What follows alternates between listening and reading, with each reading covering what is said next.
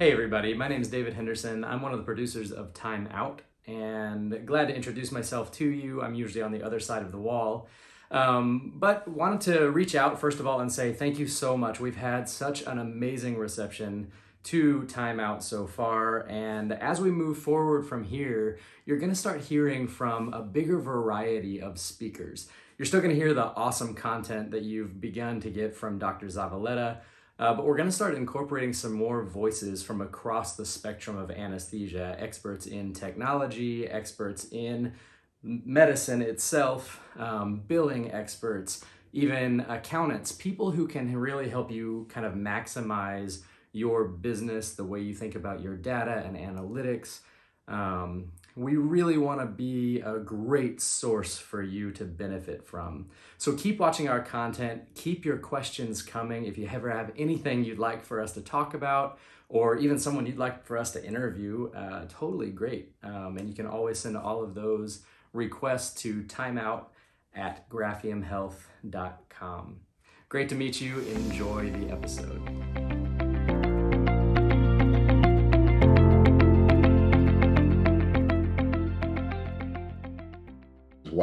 Why is data important? What data is important? And I think once you can answer that question and appreciate the value of data,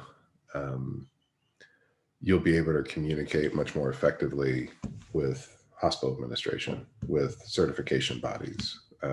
You'll be able to interact in a more functional way with the people around you once you understand the value of data. So I think historically, we're trained as anesthesiologists to focus on patient outcomes, and traditionally, culturally, we have we focus success and we define quality, our quality as how well do our patients do, and our patient lives. Really, when we achieved CPR and we gave the right amount of blood, and the patient survived, this horrific, trauma case, or that's how we typically emotionally define success, and how we practice is, I saved the patient's life. And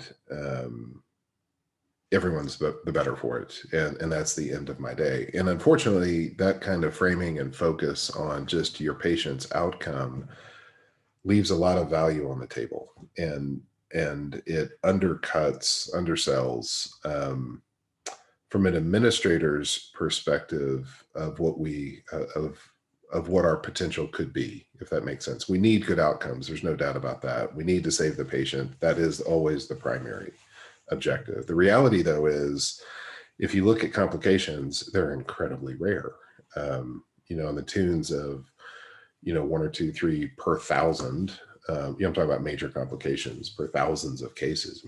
Anesthesia is just very safe. And so when I say we're leaving value on the table, I'm saying it's important to pat ourselves on the back that we had these good outcomes, that we did a good job in the OR.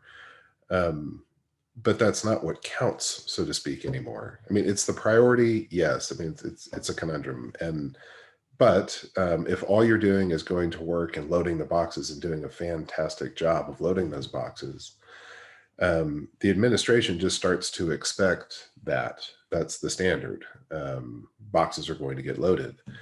And so then the focus instead becomes, how do we do that better? How do we load the boxes better? How are we more cost conscious? How are we more efficient? How do we measure our outcomes beyond just survivability or morbidities? What does that look like? And suddenly you end up in the administrator's world of what keeps a hospital's doors open. What does profitability look like? What does certification look like? What does human resource management look like to make us ultimately successful in saving a patient's life?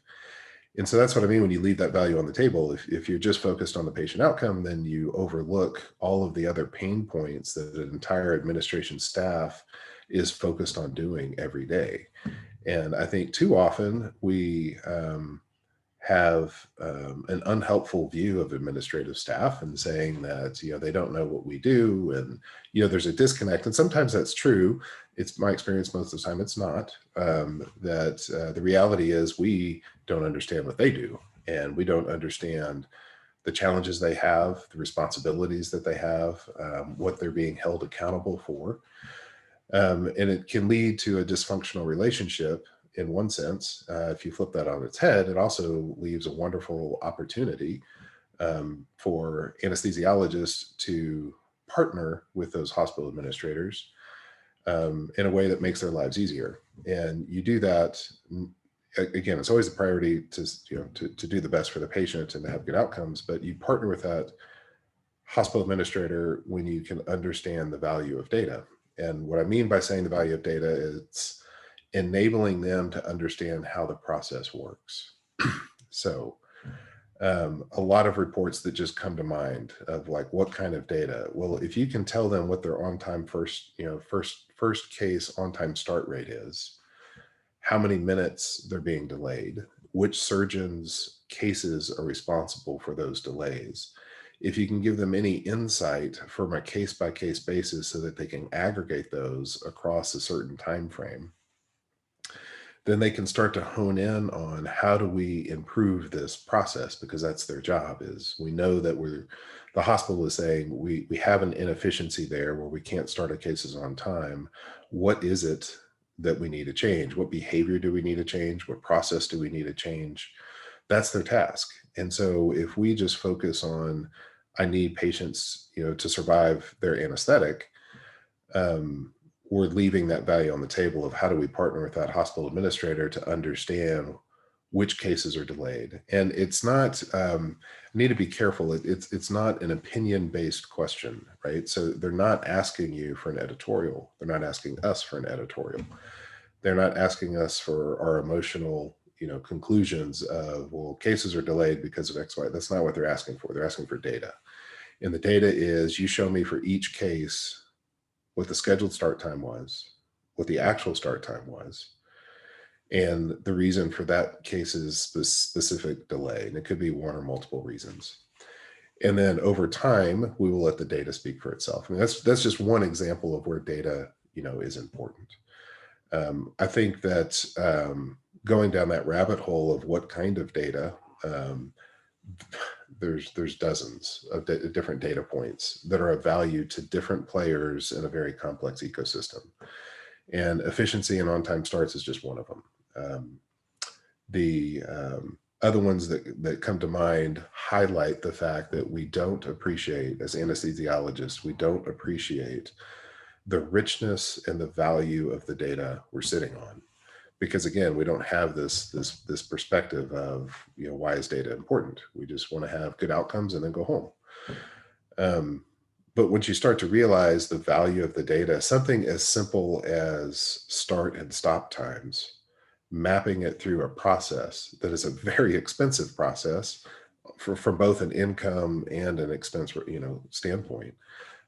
Those stop and start the timestamps are incredibly valuable to the administrators who are responsible for getting all the pieces, available on any given day. So when you can look at a heat map and understand every 30 minutes over a 24-hour period across the month, how many anesthetizing locations are we running? What does 7 o'clock look like? What does 3 o'clock look like? What does 5 o'clock look like? How's the overnight call service looking?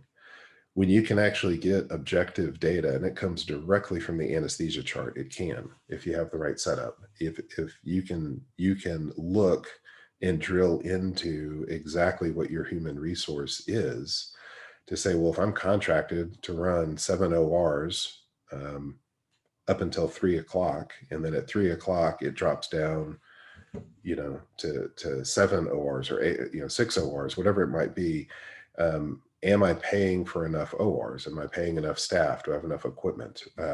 How much of that extra bandwidth is actually being used, right? Because that's where your efficiency comes into play. And we see all the time that facilities are overpaying for the amount of services and bandwidth that they're actually using, and they end up opening up new ORs that start at 7:30 that don't go for the full 7 or 8 hours out of the day, because that's what the surgeon wants. And so the hospital is trying to manage the surgeon's desires to be the first to cut and then to go to clinic, along with their HR balance with, well, we have to pay these people full time. And so, do we open up more rooms, or are we correctly using the rooms that we have already paid for? And so, a question like that is very complicated. And it just so happens, coincidentally for us, that anesthesia is sitting on this mountain of data on their forms. And if we can, leverage that information in the right way, then we can suddenly start to provide things like location utilization heat maps, so that hospital administrators know exactly the type of resource that they are needing to use every day. And so the anesthesiologist, unfortunately, doesn't, I don't think, frequently consider the value of the data that they're sitting on. They are appropriately concerned with their primary focus, which is patient safety. I get that. But what I'm saying is, if you can look in addition to the patient safety, you'll recognize that we're sitting on a treasure trove of data. We just don't typically leverage it correctly. And instead, hospital administrators label us as just a black box. A black box, by the way, full of opinions on how things could or should be better. But that's not how decisions should be made. That's not how they're typically made. There's much more bang for your buck, if you will, if you make data-driven decisions. And so it's incumbent upon us to show that data, or to adopt technologies that allow us to leverage the data we're already collecting in a way that's mutually beneficial.